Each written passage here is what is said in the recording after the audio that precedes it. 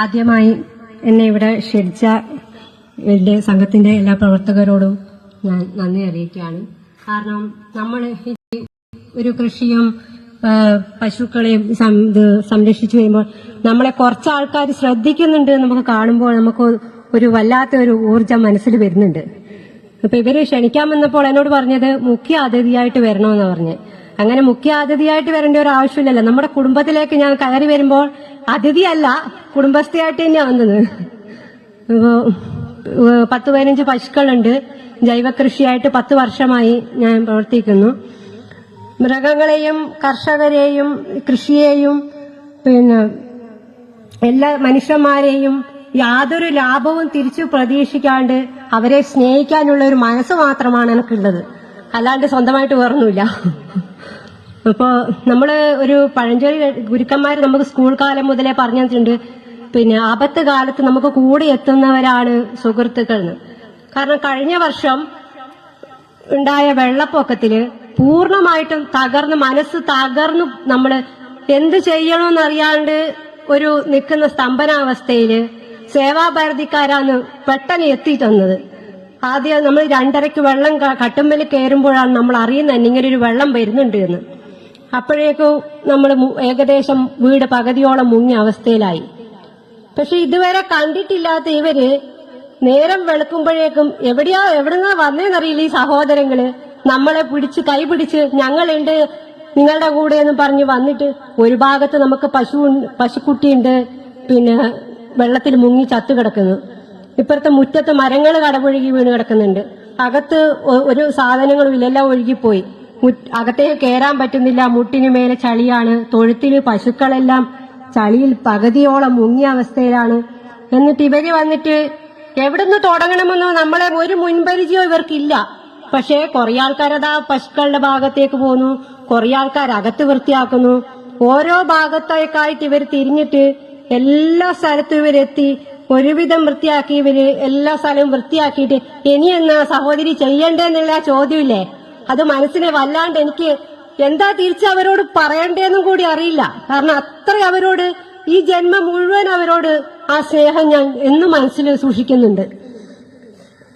നമുക്ക് പിന്നെ അതാവസ്ഥയില് അവര് താങ്ങാൻ വലിയ ഏറ്റവും നമുക്ക് പ്രധാനം കുടിവെള്ളമാണ്. ആരും ചോദിക്കൊന്നും വേണ്ട.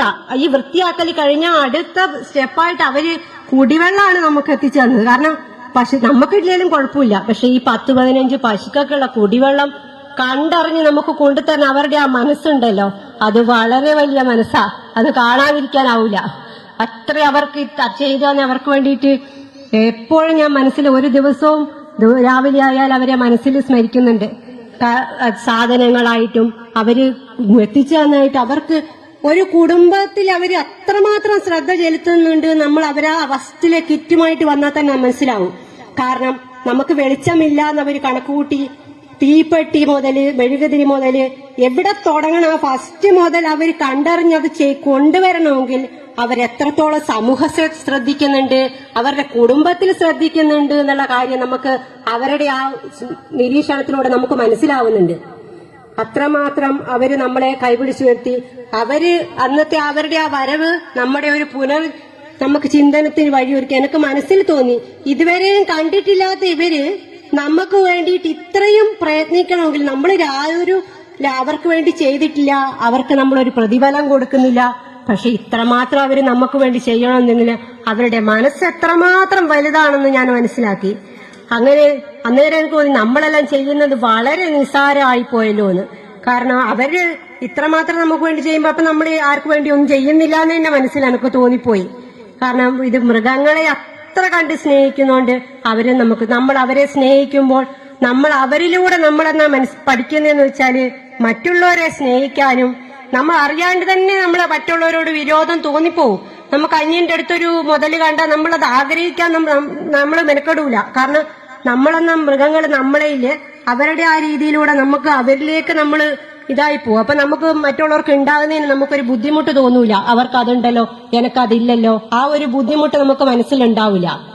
കാരണം നമുക്ക് എല്ലാവരോടും നിങ്ങൾക്ക് എന്ത് ആർക്ക് വേണ്ടി ചെയ്യണം എന്നുള്ള ഒരു ഇത് മാത്രമേ നമുക്ക് മുന്നിലുണ്ടാവുള്ളൂ. അല്ലാണ്ട് ആരെയും ദ്രോഹിക്കണമെന്നോ മറ്റുള്ള വേറൊന്നും ചിന്ത നമ്മുടെ മനുഷ്യരുണ്ടാവില്ല. കൃഷിയെ കൂടുതൽ സ്നേഹിക്കുകയും കൂടുതൽ എല്ലാ മൃഗങ്ങളെയും സ്നേഹിക്കുക, അതാണ് എന്റെ ലക്ഷ്യം. അപ്പൊ ഇവിടെ ഇതിന്റെ വിജയദശമിന്റെ ഭാഗമായ സംഘത്തിന്റെ ഇതിലെ എല്ലാ ആശംസകളും അറിയിക്കുന്നു. ആദ്യമായിട്ടാണ് ഇങ്ങനൊരു വേദിയിൽ എത്തുന്നത്. എന്തെങ്കിലും തെറ്റായി വാക്കുകൾ ക്ഷമിക്കണം. കാരണം ഞാൻ ഇതുവരെ ഈ സ്റ്റേജും വരെ മൈക്കിന്റെ മുന്നിൽ ഇങ്ങനെ നിൽക്കേണ്ട അവസ്ഥ എനിക്ക് വന്നിട്ടില്ല, ആദ്യമായിട്ടാണ്. അപ്പൊ എന്നെ ഇങ്ങനെ ഒരു മൂലക്ക് ഒതുങ്ങിക്കൂടി എന്നെ ഇങ്ങനെ നിങ്ങൾ ശ്രദ്ധിക്കുന്നുണ്ട് അറിഞ്ഞതിൽ എനിക്ക് കുറച്ചും കൂടി ഒരു ഊർജം കൂടുക ചെയ്തത്. എല്ലാവർക്കും നന്ദി. വ്യക്തിഗീതം.